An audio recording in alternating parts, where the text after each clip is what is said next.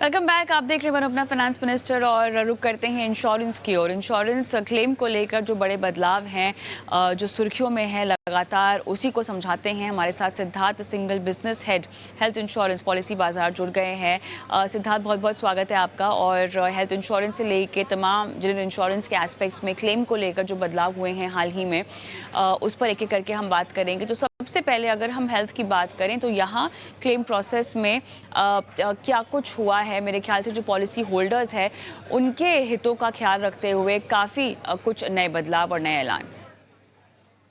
कविता, अपने शो पे मुझे इनवाइट करने के लिए।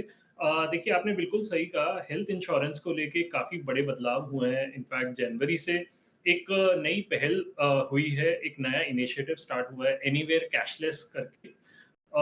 इसका मतलब बहुत सिंपल शब्दों में ऐसा है कि पहले एक हर हेल्थ इंश्योरेंस कंपनी का एक अपना नेटवर्क हॉस्पिटल होते थे। ये जो अमूमन मान लीजिए 10,000 12,000 हॉस्पिटल्स अक्रॉस कंट्री होते थे। बट फिर भी बहुत सारे ऐसे हॉस्पिटल्स थे जो कि इंश्योरेंस कंपनी का पार्ट नहीं थे। तो जहाँ पे अगर कस्टमर इस नेटवर्क में चला जाता था, वहाँ तो उसको कैशलेस सुविधा मिल जाती थी, वहाँ से उसे अपनी जेब से पैसे नहीं खर्च करने पड़ते थे। बट अगर वो नेटवर्क वो कोई हॉस्पिटल नेटवर्क का पार्ट नहीं है, इंश्योरेंस कंपनी के नेटवर्क का पार्ट नहीं है, वहाँ पे कस्टमर को पहले अपनी जेब से पैसे देने पड़ते थे और फिर बाद में रीइंबर्स कराना पड़ता था। तो अब इस इनिशिएटिव में, कैशलेस एनीवेयर के इनिशिएटिव में, कस्टमर को ये किसी भी व्यक्ति को ये करने की ज़रूरत नहीं है। आपको सिर्फ 48 घंटे पहले इन्फॉर्म करना है अपनी इंश्योरेंस कंपनी को कि आप इस हॉस्पिटल में क्लेम लेना चाहते हैं। हॉस्पिटल और इंश्योरेंस कंपनी आपस में टाई अप करके आपको एक कैशलेस सुविधा प्रोवाइड करेंगे।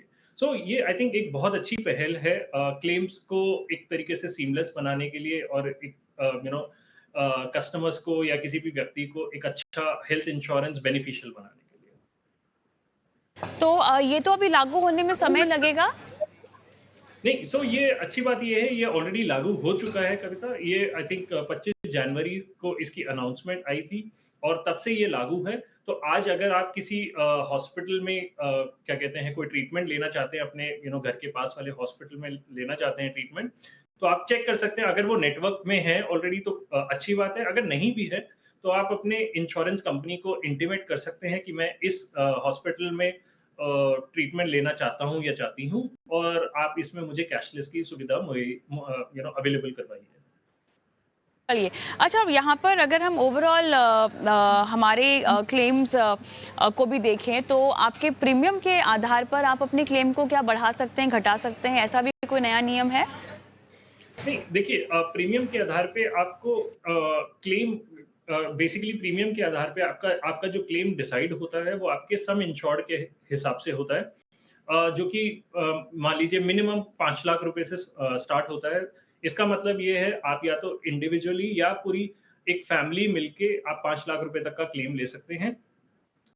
जनरली हमने देखा गया है कि मेट्रो सिटीज़ में, जैसे बड़े शहरों में, दिल्ली, मुंबई एटसेट्रा में, कम से कम 10 लाख रुपए का सम इंश्योर्ड एक फैमिली के लिए मिनिमम है।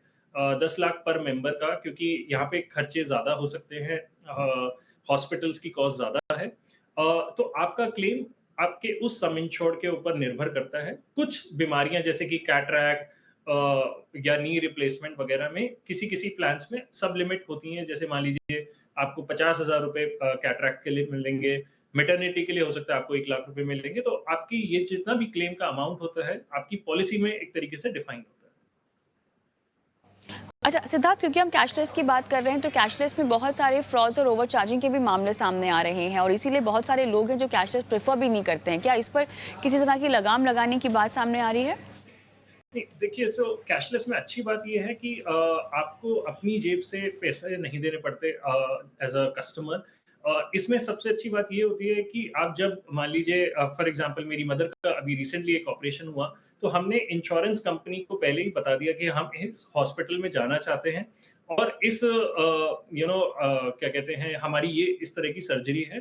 आप इसके लिए एक तरीके से प्री ऑथराइजेशन दीजिए, हमें एक अप्रूवल दीजिए कि हम ये सर्जरी इस हॉस्पिटल में करा सकते हैं।